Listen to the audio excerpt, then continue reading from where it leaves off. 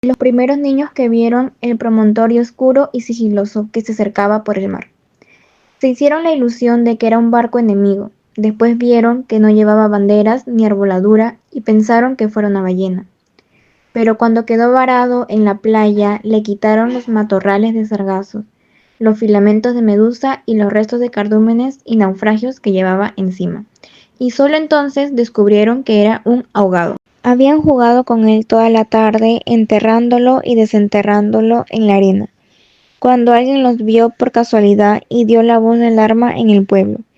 Los hombres que lo cargaron hasta la casa más próxima notaron que pesaba más que todos los muertos conocidos, casi tanto como un caballo, y se dijeron que tal vez estaba demasiado tiempo en la deriva y el agua se le había metido dentro de los huesos. Cuando lo tendieron en el suelo, vieron que había sido mucho más grande que todos los hombres, pues apenas sí cabía en la casa, pero pensaron que tal vez la facultad de seguir creciendo después de la muerte estaba en la naturaleza de ciertos ahogados. Tenía el olor del mar y solo la forma permitía suponer que era el cadáver de un ser humano, porque su piel estaba revestida de una coraza de remora y de lodo. No tuvieron que limpiarle la cara para saber que era un muerto ajeno. El pueblo tenía apenas unas 20 casas de tabla, con patios de piedra sin flores, desperdigadas en el extremo de un cabo desértico. La tierra es tan escasa que las madres andaban siempre con el temor de que el viento se llevara a los niños, y a los muertos que les iban causando los años, tenían que tirarlos en los acantilados. Pero el mar era manso y pródigo, y todos los hombres cabían en 7 botes, así que cuando se encontraron el ahogado, les bastó con mirarse los unos a los otros para darse cuenta de que estaban completos. Aquella noche no salieron a trabajar en el mar. Mientras los hombres averiguaban si no faltaba alguien en los pueblos vecinos, las mujeres se quedaron cuidando al ahogado. Le quitaron el lodo con tapones de esparto, le desenredaron del cabello los abrojos submarinos y le rasparon de rémora con fierros de descamar pescados. A medida que lo hacían, notaron que su vegetación era de océanos remotos y de aguas profundas, y que su ropa estaba en pitrafas, como si hubiera navegado por entre laberintos de corales. Notaron también que sobrellevaba la muerte con altivez, pues no tenía el semblante solitario de los otros ahogados del mar, ni tampoco la catadura sórdida y menesterosa de los ahogados fluviales. Pero solamente cuando acabaron de limpiarlo, tuvieron conciencia de la clase de hombre que era, y entonces se quedaron sin aliento. No solo era el más alto, el más fuerte, el más viril y el mejor armado que habían visto jamás, sino que todavía cuando lo estaban viendo no les cabía en la imaginación. No encontraron en el pueblo una cama bastante grande para tenderlo, ni una mesa bastante sólida para velarlo. No le vinieron los pantalones de fiesta de los hombres más altos, ni las camisas dominicales de los más corpulentos, ni los zapatos del mejor plantado. Fascinadas por su desproporción y su hermosura, las mujeres decidieron entonces hacerle unos pantalones con un pedazo de vela cangreja y una camisa de bramante de novia, para que pudiera continuar su muerte con dignidad. Mientras cosían sentadas en círculo, contemplando el cadáver entre puntada y puntada, les parecía que el viento no había sido nunca tan tenaz, ni el Caribe había estado nunca tan ansioso como aquella noche, y suponían que esos cambios tenían algo que ver con el muerto. Pensaban que si aquel hombre magnífico hubiera vivido en el pueblo, su casa habría tenido las puertas más anchas, el techo más alto y el piso más firme, y el bastidor de su cama habría sido cuadernas maestras con pernos de hierro, y su mujer habría sido la más feliz. Pensaban que habría tenido tanta autoridad que hubiera sacado los peces del mar con solo llamarlos por su nombre, y habría puesto tanto empeño en el trabajo que hubiera hecho brotar manantiales de entre las piedras más áridas y hubiera podido sembrar flores en los acantilados. Lo compararon en secreto con sus propios hombres, pensando que no serían capaces de hacer en toda una vida lo que aquel era capaz de hacer en una noche, y terminaron por repudiarlos en el fondo de sus corazones como los seres más escuálidos y mezquinos de la tierra. Andaban extraviadas por esos dédalos de fantasía, cuando la más vieja de las mujeres, por no ser la más vieja, había contemplado al ahogado con menos pasión que compasión, suspiró. Tiene cara de llamarse Esteban. Era verdad. A la mayoría le bastó con mirarlo otra vez, para comprender que no podía tener otro nombre. Las más porfiadas, que eran las más jóvenes, se mantuvieron con la ilusión de que al ponerle la ropa, tendido entre flores y con unos zapatos de charol, pudiera llamarse Lautaro. Pero fue una ilusión vana. El lienzo resultó escaso, los pantalones mal cortados y el peor cosidos le quedaron estrechos, y las fuerzas ocultas de su corazón hacían saltar los botones de la camisa.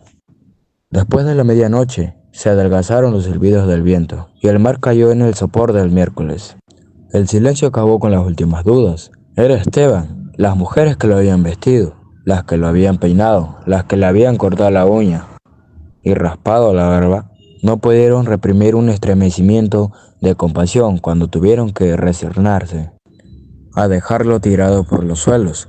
Fue entonces cuando comprendieron cuánto debió de haber sufrido y sido infeliz con aquel cuerpo descomunal.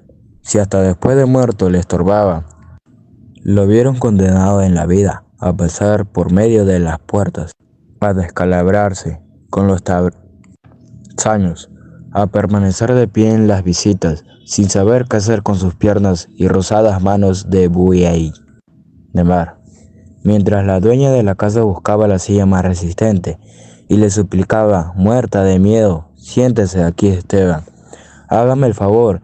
Y el recostado contra las puertas o paredes, sonriendo: no se preocupe, señora, así estoy bien, con los talones en carne viva y las espaldas escaldadas de tanto repartir lo mismo en todas las visitas. No se preocupe, señora, así estoy bien, solo para no pasar vergüenza de desbaratar la silla. ¿Y acaso sin haber sabido nunca que quienes lo decían: no te vayas, Esteban, espérate, siquiera hasta que hirviera el café, eran los mismos, pues después susurraban: ya se fue el bobo grande? Bueno, pasaron de los suspiros a los lamentos, y mientras más sollozaban, más deseo sentían de llorar, porque el ahogado se les iba volviendo cada vez más Esteban, hasta que lloraron tanto que fue el hombre más desvalidado de la tierra, el más manso, el más servicial, el más pobre Esteban. Así que cuando los hombres volvieron con la noticia de que el ahogado no era tampoco de los pueblos vecinos, ellas sintieron un vacío de júbilo entre las lágrimas. Bendito sea Dios, suspiraron, es nuestro. Los hombres creyeron que aquellos aspavientos no eran más que frivolidades de las mujeres, cansados de las torturosas avergonzaciones de la noche. Lo único que querían era quitarse de una vez el estorbo del intruso antes de que prendiera el sol bravo de aquel día árido y sin viento. Improvisaron unas zancarillas con restos de trinquetes y botávaras y las amarraron con carlingas de altura para que resistiera el peso del cuerpo. Hasta los acantilados quisieron llenarle a los tobillos una ancla de búnker mercante para que fondeara sin tropiezo en los mares más profundos, donde los peces son ciegos y los buzos se mueren de nostalgia, de manera que las malas corrientes no fueran a devorar a la orilla, como había sucedido con otros cuerpos. Pero mientras más se apresuraban, más cosas se les iban ocurriendo a las mujeres para perder el tiempo. Andaban como gallinas asustadas, picoteando amuletos de mar en los arcondes, unas estorbando aquí porque querían ponerle al ahogado los escapularios del buen viento, otras estorbando allá para abrocharse una pulsera de orientación, y al cabo de tanto: quítate de ahí, mujer, ponte donde no estorbes, mira que casi me haces caer sobre el difunto. Y a los hombres se les subieron al hígado las suspicacias y empezaron a resonar que con objetos tanto ferretería de alta mayor para una forastero, si por muchos estoperoles y calderetas que llevaron encima se lo iban a masticar los tiburones, pero ellas seguían tripotando sus reliquias y pacatillas, llevando y trayendo, trompezando, mientras se les iba suspiros, los que no se les iba en lágrimas. Así que los hombres terminaron por desproticar de que cuando acá semejante alboroto por un muerto al algarete, un ahogado de nadie, un fiambre de mierda. Una de las mujeres, mortificada por tanto insolencia, le quitó entonces al cadáver el pañuelo de la cara, y también los hombres se le quedaron sin aliento. Era Esteban. No hubo que repetirlo para que lo reconocieran. Si los hubiera dicho Sir Walter Raleigh, quizás hasta ellos se les hubiera impresionado con sus acentos de gringo, con su guancamayo en el hombro, con su arcabuz de matar caníbales. Pero Esteban solamente podía ser uno en el mundo, y allí estaba tirado con un sábado sin botines, con unos pantalones de siente Messi. No, y las uñas rocallosas, que solo podían cortarse con un cuchillo. Bastó con que le quitaran el pañuelo de la cara para darse cuenta de que estaban avergonzados, de que no tenía la culpa de ser tan grande, ni tan pesado, ni tan hermoso. Y si hubiera sabido que aquello iba a suceder, habría buscado un lugar más discreto para ahogarse. En serio, me hubiera amarrado yo mismo una arconda de galón en el cuello y hubiera trastabillado con quien no quisiera la cosa, para no molestar a nadie, con esta porquería de fiambre, que no tiene nada de ver conmigo.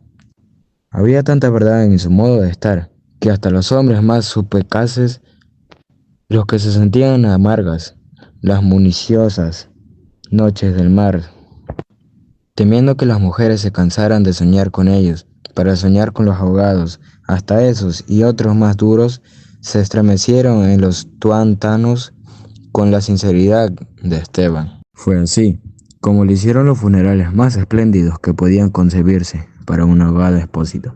Algunas mujeres que habían ido a buscar flores en los pueblos vecinos regresaron con otras que no creían lo que le contaban, y éstas se fueron por más flores cuando vieron al muerto. Y llevaron más y más, hasta que hubo tantas flores, que tanta gente que apenas sí se podía caminar. A última hora, les dolió devolver los huérfanos a las aguas, y eligieron un padre o una madre entre los mejores, y otros se les hicieron hermanos, tíos y primos. Así que a través de él, todos los habitantes del pueblo terminaron siendo parientes entre sí. Algunos marineros que oyeron el llanto a distancia perdieron la certeza del rumbo. Disputaban el privilegio de llevarlo en los hombros para poder por la pendiente escarpada de los acantilados. Hombres y mujeres tuvieron conciencia por primera vez de la desolación de sus calles, la aridez de sus patos, la estrechez de sus sueños. Frente al esplendor y hermosura de su ahogado, lo soltaron sin ancla para que volviera si quería y cuando lo quisiera. Y todos retuvieron el aliento durante la fracción de siglo que demoró la caída del cuerpo hasta el abismo. No tuvieron necesidad de mirarse los unos de los otros para darse cuenta de que ya no estaban completos, ni volverían a estarlo jamás, pero también sabían que todos serían diferentes desde entonces, que sus casas iban a tener las puertas más anchas, los techos más altos, los pisos más firmes, para que el recuerdo de Esteban pudiera andar por todas partes sin tropezar con los travesaños, y que nadie se atreviera a susurrar en el futuro: ya murió el bobo grande, qué lástima, ya murió el tonto feo, porque ellos iban a pintar las fachadas de colores alegres para eternizar la memoria de Esteban, y se iban a romper el espinazo, excavando manantiales en las piedras y sembrando flores en los acantilados, para que los amaneceres de los años venturos, los pasajeros de los grandes barcos despertaran sofocados por un olor de jardines en alta mar, y el capitán tuviera que bajar su alcázar con su uniforme de gala, con su astrolabio, su estrella polar y su ristra de medallas de guerra, señalando el promontorio de rosas en el horizonte del Caribe. Dirigiera el 14 idiomas, miren allá, donde el viento es ahora tan manso que se queda dormido debajo de las camas, allá donde el sol brilla tanto que no se ve hacia dónde. Gira los girasoles, sí, allá, es el pueblo de Esteban.